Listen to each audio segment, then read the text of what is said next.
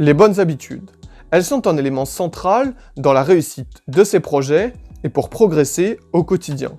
Mais il est parfois très difficile de pouvoir trouver quelque chose qui nous correspond et quelque chose qui tient sur le long terme. Nous allons voir aujourd'hui en 4 étapes très simples comment faire de ces habitudes une force pour réaliser au mieux ses objectifs. Aujourd'hui, on va donc parler de comment se créer de bonnes habitudes parce que c'est une thématique vraiment intéressante pour optimiser le maximum vos activités et progresser finalement au quotidien. Donc, on va voir ça en 4 étapes principales pour vraiment essayer de structurer un projet sur, je dirais, le court moyen terme, puisqu'en général, vous allez le voir, une habitude se fixe en l'espace de 24 à 30 jours.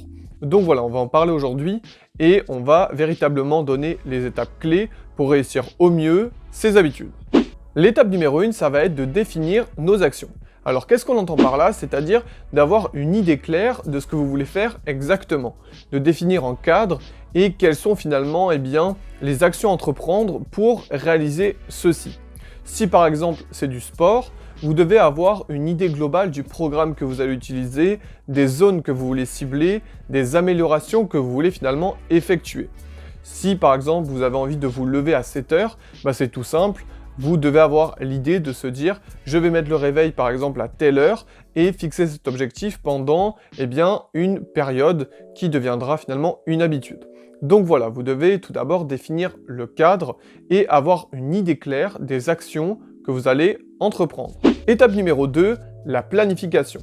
Une fois que vous avez finalement défini le cadre et les objectifs que vous souhaitez atteindre, il va falloir les planifier. Il va falloir avoir une idée claire de ce que vous allez entreprendre, que ce soit dans la semaine ou même au jour. Si c'est un objectif assez long, il va falloir que vous ayez vraiment des étapes clés et pour ceci, vous allez les marquer, vous allez les planifier pour que dans votre esprit, ce soit le plus clair possible. Attention, parce qu'un planning peut être assez trompeur. Si vous précisez de façon trop formelle ou trop exacte ce que vous devez entreprendre, ça ne va pas forcément être très bénéfique. Vous allez vous coincer dans quelque chose qui ne va pas être assez libéré pour vraiment pouvoir entreprendre l'action. Je m'explique. Si par exemple vous avez un programme sportif très strict à la semaine, et que vous commencez à l'appliquer, il est possible que vous souhaitiez faire quelques changements, ou que vous ayez une idée finalement qui va évoluer avec le temps. Donc il faut avoir quand même une planification assez flexible pour que ce soit vraiment le plus clair possible pour vous d'entreprendre cette chose et que votre cerveau puisse avoir des perspectives d'évolution, qu'il ne se sente pas finalement prisonnier de son environnement. Voilà, j'espère que c'est assez clair sur ce point. Donc cette étape de la planification elle va être importante. Vous pouvez au départ planifier au jour pour commencer à vous habituer, puis à la semaine, puis au mois. C'est vraiment à vous d'être assez libre sur ce sujet, tant que vous arrivez vraiment à définir très clairement ce que vous allez entreprendre. Étape 3, la visualisation. Alors ça c'est une étape finalement très oubliée et pourtant assez essentielle dans le processus d'une bonne habitude, c'est que vous puissiez vous imaginer les bienfaits que ça va avoir. Je m'explique, finalement c'est assez simple. Si par exemple vous avez encore une fois envie de pratiquer une activité sportive, il faut que dans votre tête vous ayez un idéal à atteindre par exemple et que vous disiez je veux ce corps et quels bénéfices ça va engendrer dans votre vie.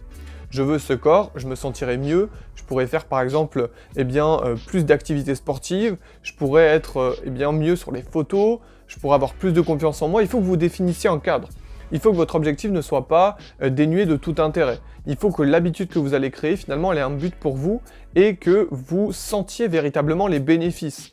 Si par exemple, je ne sais pas, vous avez envie d'apprendre une nouvelle langue et que vous définissez le cadre, qu'ensuite vous créez une planification, il faut que dans votre esprit, vous disiez par exemple « je veux aller dans ce pays et pratiquer cette langue » ou « elle va me servir pour tel domaine, je vais pouvoir entreprendre telle chose ». Voilà, il faut que votre esprit puisse sentir le bénéfice. C'est une étape très importante dans le processus des bonnes habitudes, puisqu'elle va vous définir un cadre, elle va vous définir tout un but à atteindre finalement, tout un objectif que vous devez garder en tête. Donc voilà, cette étape-là, je dirais que c'est pour moi la plus importante quand on a des baisses de morale ou quand on a un objectif et des habitudes qu'on aimerait ancrer en soi, mais qu'on a un manque de motivation, ça va être l'élément moteur, ça va être la clé finalement pour réussir. Donc cette étape-là, ne la négligez pas, pensez-y quotidiennement, pour pouvoir progressivement vous améliorer sur ces habitudes et penser aux bénéfices que ça va pouvoir engendrer.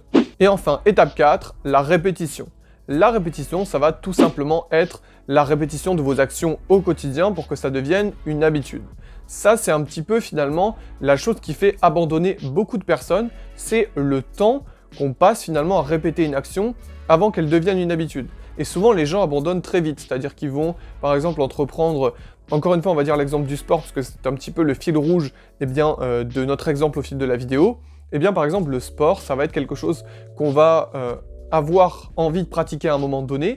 On a une motivation, un pic d'énergie très fort, et au bout de 15 jours, par exemple, on va dire « Ah non, j'en ai marre, j'ai plus envie, j'ai plus la motivation, j'ai plus le temps, blablabla ».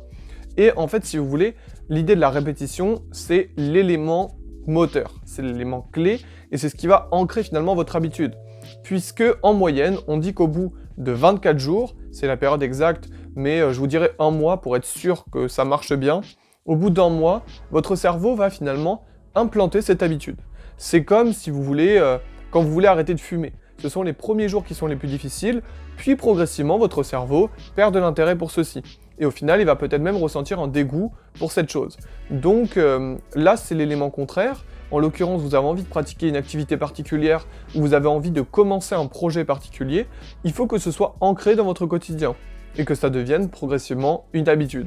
Si vous avez un grand projet à entreprendre, par exemple, je vous dis par exemple un exemple dans l'entrepreneuriat, parce que c'est aussi le thème souvent des vidéos, eh bien l'entrepreneuriat, ça va être quelque chose dont il va falloir vous investir un petit peu chaque jour pour ancrer votre cerveau eh bien, à pratiquer justement cette activité et qu'elle soit bénéfique pour vous. Donc voilà, c'est un élément moteur, c'est un élément très important. Cette répétition, il faut que ça dure un mois à peu près pour créer cette habitude. Et une fois que l'habitude est installée, eh bien, vous pouvez la modeler comme vous le souhaitez. Vous pouvez eh bien, évoluer dans cette activité ou eh bien, implanter de nouvelles choses progressivement dans votre vie. Vous allez voir que ça va être un bénéfice. Donc voilà, vous avez les 4 étapes.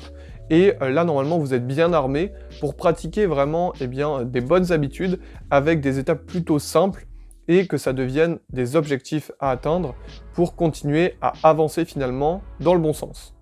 Voilà, la vidéo est à présent terminée. Si vous avez apprécié, n'hésitez pas à liker, partager et vous abonner sur les réseaux et sur la chaîne. Et moi, je vous dis à la prochaine.